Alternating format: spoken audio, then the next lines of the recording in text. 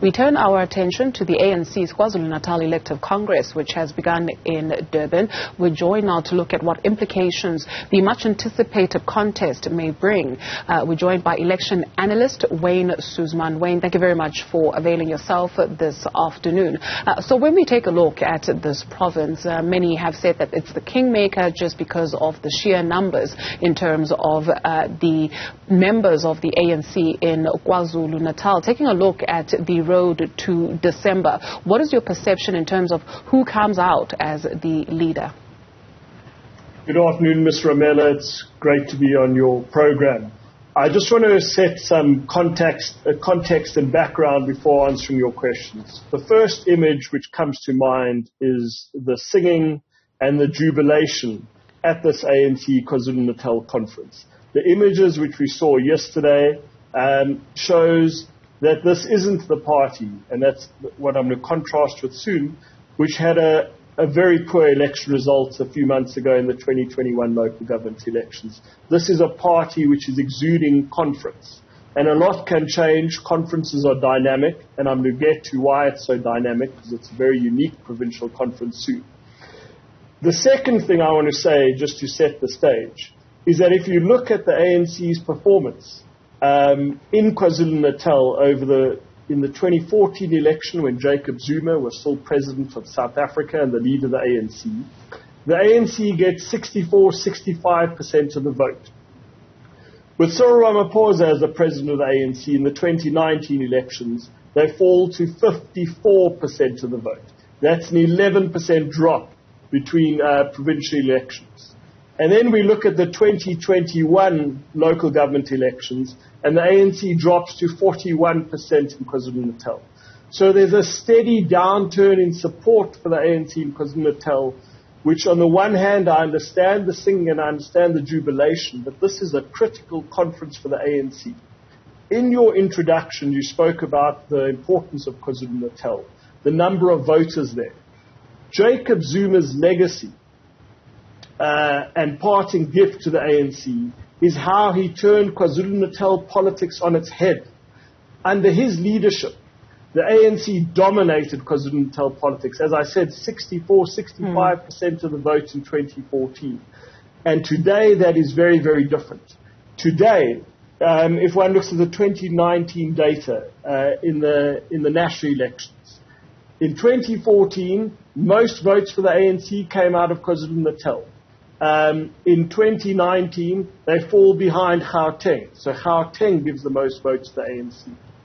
In 2014, the biggest percentage turnout for the ANC is in KwaZulu-Natal. In 2019, the third biggest turnout percentage-wise is in KwaZulu-Natal. So this drop in support, the drop in turnout, is going to have a big impact on the way the ANC chooses leadership here.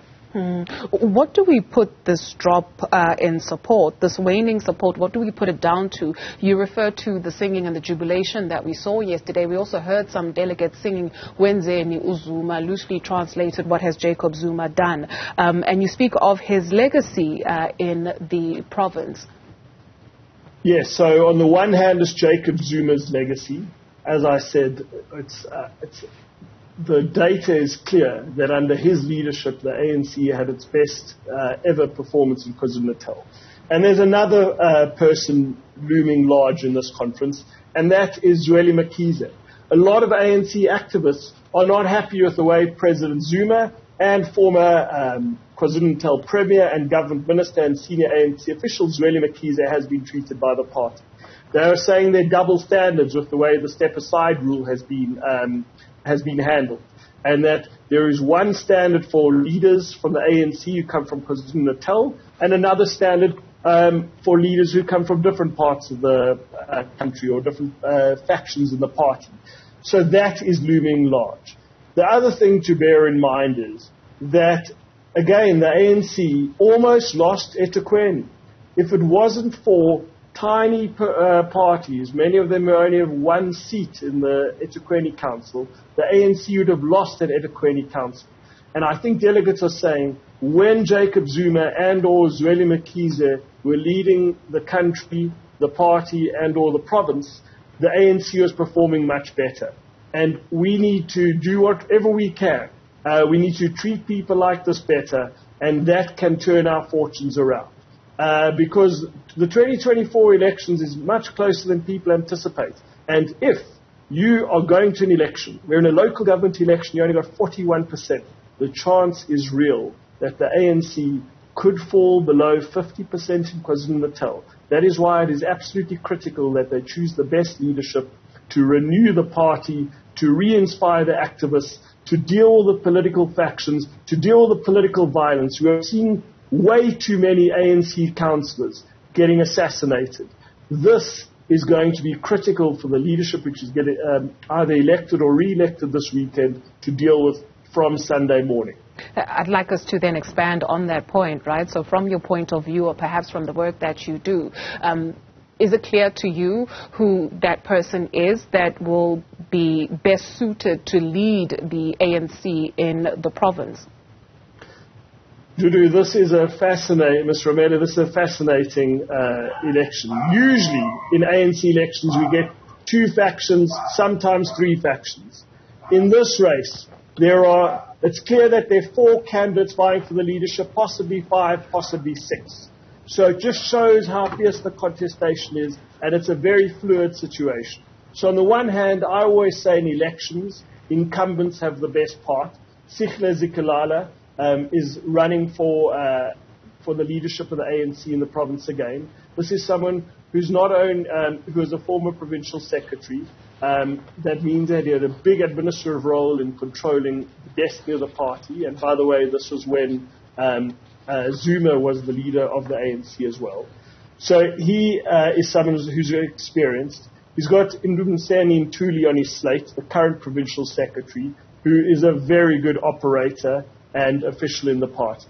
But then you have people, this is fascinating in an ANC election, someone like Sandile Zungu, a very well-known business person, the owner of the AmaZulu soccer team. I think that's a credit to the ANC, that someone like this has thrown their name into the hat. How is he going to do? This is someone who's done very, very well in business. He's known across the province because he's owned a soccer team which is beloved by many quarters of KwaZulu-Natal. I know there are a range of soccer teams in KwaZulu-Natal, but that is something to bear in mind. Then we have someone like Nomuso Dube, who is she's an experienced person in the party. She had much experience being an MEC. She's also been an ambassador serving on our behalf in the Czech Republic. And then you have Sibunusa Duma. So those are who's an experienced person coming from the Inanda township. I would still say that Zikalala has the upper hand, but there are just so many candidates. We just don't know how the cards are going to fall at this stage. Indeed, we have no idea how the cards are going to fall. There are calls for the president not to address the conference or close the conference tomorrow. He's done that with every other elective conference of the ANC that we have witnessed so far this year. Should there be no-go zones for the president, do you perceive, or should he go ahead and actually address this conference on Sunday? It's a great question. So on the one hand, while I've just spoke about the different candidates for provincial leadership, we know that the ANC historically has always made the campaign about the party and the president. You don't often get posters of the premier.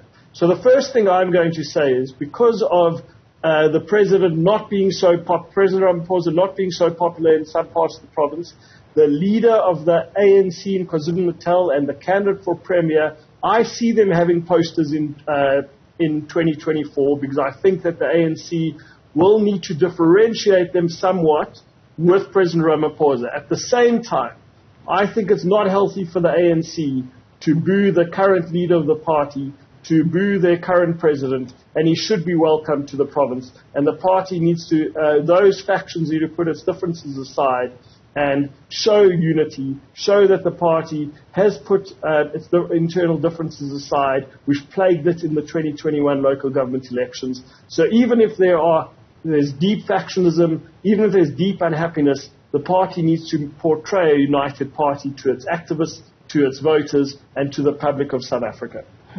Wayne, before we let you go, I do wonder, there are some sectors of society that believe that perhaps it's time the ANC does things differently, especially for its elective conferences, where there's belief that the branches have too much power?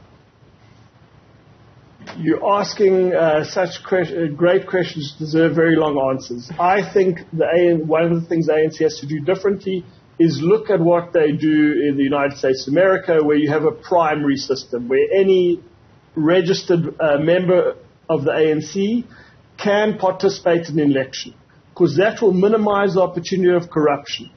What we see now is when you see branch representatives to vote on that branch's behalf, they are able to be influenced. In some scenarios, they're able to have that influence being bought at a price horrific.